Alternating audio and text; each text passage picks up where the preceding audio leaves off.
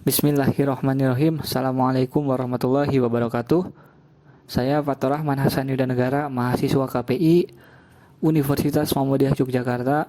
Pada kesempatan kali ini saya akan mempresentasikan hasil dari observasi pola konseling keluarga muslim untuk pembinaan kemandirian dan percaya diri pasca COVID-19 di Tasikmalaya, khususnya pada keluarga peneliti. Langsung saja ke hasil observasi. Dari hasil wawancara dan observasi didapatkan bahwa satu, pada keluarga peneliti ini tidak diterapkannya metode konseling tertentu. Bahkan metode berbasis Islam pun tidak begitu diterapkan. Kedua, orang tua hanya memberikan nasihat-nasihat. Itu pun kadang nasihat yang diberikan orang tua tidak dilakukan pada waktu yang tepat dan cenderung merusak suasana hati.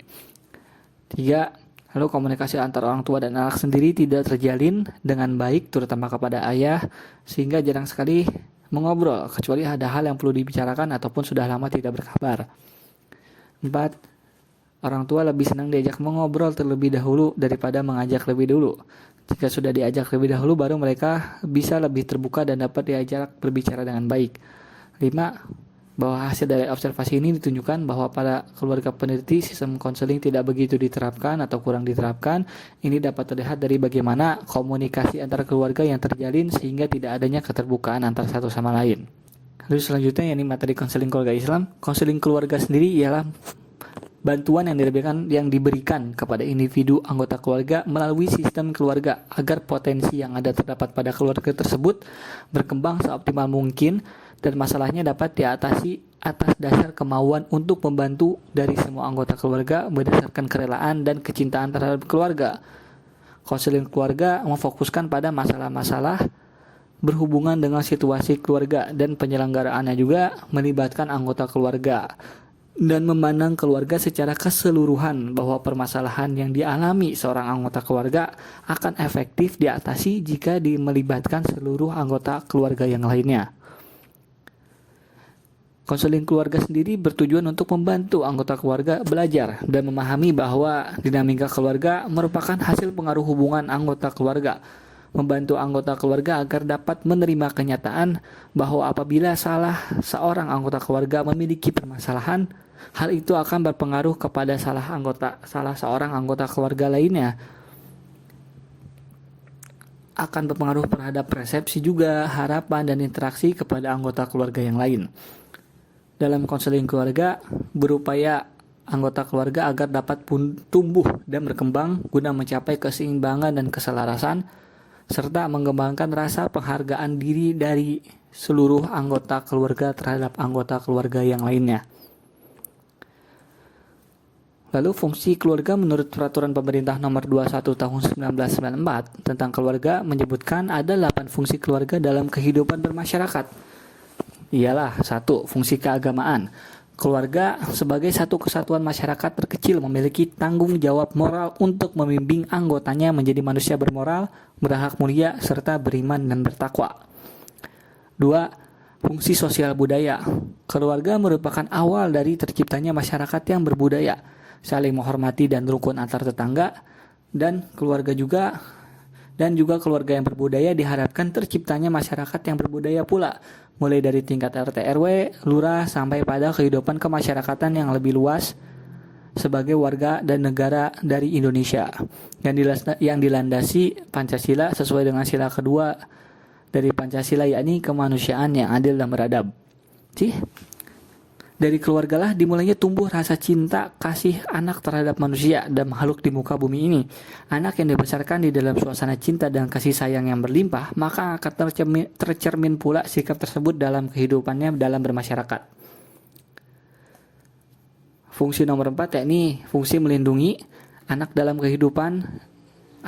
kehidupannya selama proses tumbuh kembang membutuhkan orang yang dapat melindungi mereka dari segala macam bahaya, baik bahaya fisik maupun bahaya moral. Dalam hal ini keluarga, terus khususnya orang tua, merupakan pelindung pertama dan utama selama proses tumbuh kembang tersebut. 5. Fungsi reproduksi. Sepanjang peradaban manusia selalu ada regenerasi sebagai tonggak estafet untuk penerus generasi. Keluarga merupakan tempat untuk melahirkan sumber daya manusia yang berkualitas dan beretika. Dari keluargalah dimulainya proses regenerasi tersebut. Lalu fungsi yang keenam yakni fungsi sosialisasi dan pendidikan. Tercapainya tujuan pendidikan nasional yaitu manusia yang beriman dan bertakwa terhadap Tuhan Yang Maha Esa, berbudi pekerti luhur, cerdas dan terampil, serta bertanggung jawab kepada masyarakat dan bangsa, yakni dimulai dari keluarga. Pendidikan formal tidak akan mampu mewujudkan tujuan pendidikan nasional tersebut tanpa ditunjang pendidikan keluarga. Hal ini disebabkan karena keluargalah sebagai pondasi utama terhadap keberhasilan tujuan pendidikan tersebut. Lalu fungsi nomor 7 yakni fungsi ekonomi. Pendapatan per kapita nasional ditentukan oleh pendapatan usia produktif warganya. Jika setiap individu yang berusia produktif dalam satu keluarga memiliki pendapatan yang layak dan cukup, hal ini tentu mempengaruhi pendapatan nasional. 8. Fungsi pembinaan lingkungan. Lingkungan sekitar yang bersih, tentram, dan damai akan mewujudkan masyarakat yang sehat secara fisik dan sehat secara mental. Hal ini hendaklah dimulai dari keluarga. Pembentukan sikap dan kebiasaan yang bermoral dan beretika, serta sikap yang mampu menjaga kebersihan dalam keluarga akan tercermin juga dalam sikap terhadap lingkungannya. Selanjutnya kita masuk ke asas bimbingan dan konseling keluarga. Seperti halnya asas bimbingan dan konseling Islam pada umumnya, asas bimbingan dan konseling keluarga Islam juga bersumber pada Al-Quran dan hadis. Pada prinsipnya, semua asas bimbingan dan konseling Islam yang umum berlaku untuk bimbingan konseling di bidang ini. Akan tetapi, untuk lebih mengkhususkan, asas bimbingan dan konseling keluarga dapat dirumuskan sebagai berikut. 1. Asas kebahagiaan dunia dan akhirat. Bimbingan dan konseling keluarga dalam Islam, seperti halnya bimbingan dan konseling keluarga secara umum, ditinjau pada upaya individu mencapai kebahagiaan hidup di dunia dan akhirat. Dalam hal ini, kebahagiaan di dunia harus dijadikan sebagai sarana mencapai kebahagiaan akhirat. Seperti yang difirmankan Allah dalam Al-Quran surat Al-Baqarah ayat 201 yang artinya, dan di antara mereka ada orang yang berdoa, ya Tuhan kami, berilah kami kebaikan di dunia dan kebaikan di akhirat, dan perihalalah kami dari siksa api neraka. Yang kedua yakni asas sakinah, mawaddah warahmah, pernikahan dan pembentukan serta pemilihan keluarga Islam dimaksudkan untuk mencapai keadaan keluarga atau rumah tangga yang sakinah, mawaddah warahmah, keluarga yang tentram, penuh kasih sayang dan penuh kasih sayang. Dengan demikian, bimbingan dan konseling keluarga Islam berusaha membantu individu untuk mencapai pernikahan dari rumah tangga yang sakinah, mawaddah dan warahmah. Sebagaimana firman Allah dalam Al-Quran surat Ar-Rum ayat 21 yang artinya, dan di antara tanda-tanda kekuasaannya ialah Dia menciptakan untukmu istri-istri dari jenismu sendiri supaya kamu cenderung dan merasa tentram kepadanya, dan dijadikannya di antara kamu kasih dan sayang. Sesungguhnya pada yang demikian itu benar-benar terdapat tanda-tanda bagi kaum yang berfikir.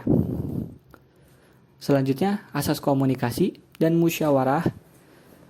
Ketentuan keluarga yang didasari rasa kasih dan sayang akan tercapai manakala keluarga itu senantiasa ada komunikasi dan musyawarah. Dengan memperbanyak komunikasi, segala isi hati, pikiran akan bisa dipahami oleh semua pihak yang ada di dalam keluarga. Tidak ada hal yang mengganjal dan tersembunyi. Bimbingan dan konseling keluarga Islam, di samping dilakukan dengan komunikasi dan musyawarah, juga dilandasi dengan rasa saling hormat dan disinari rasa kasih dan sayang, sehingga komunikasi itu akan dilakukan dengan lemah lembut. Selanjutnya, asas sabar dan tawakal. Setiap orang menginginkan kebahagiaan dengan apa yang dilakukannya, termasuk dalam menjalankan pernikahan dan hidup berumah tangga. Namun demikian, tidak selamanya segala usaha ikhtiar manusia itu hasilnya sesuai dengan apa yang diinginkan. Agar kebahagiaan itu sekecil apapun tetap bisa dinikmati dalam kondisi apapun, maka orang harus senantiasa bersabar dan bertawakal, berserah diri kepada Allah. Yang kelima, yakni asas manfaat.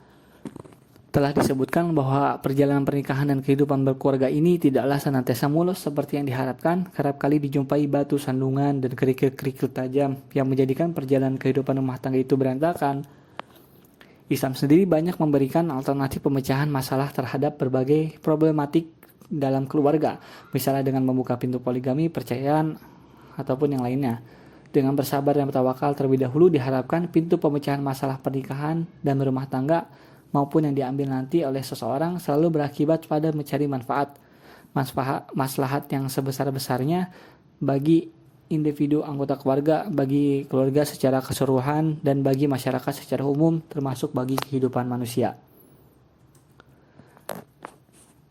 Penutup, konseling keluarga sendiri merupakan bantuan yang diberikan kepada individu keluarga untuk mengaktualisasikan potensi-potensi individu atau mengantisipasi masalah yang dialami dalam kehidupan keluarga dan mengusahakan agar terjadi perubahan perilaku yang positif pada diri individu dan memberi dampak positif pula terhadap anggota keluarga yang lainnya.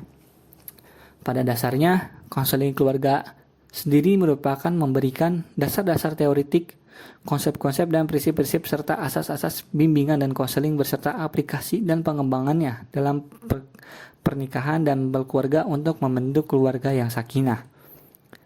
Itu yang dapat saya sampaikan. Terima kasih. Wassalamualaikum warahmatullahi wabarakatuh.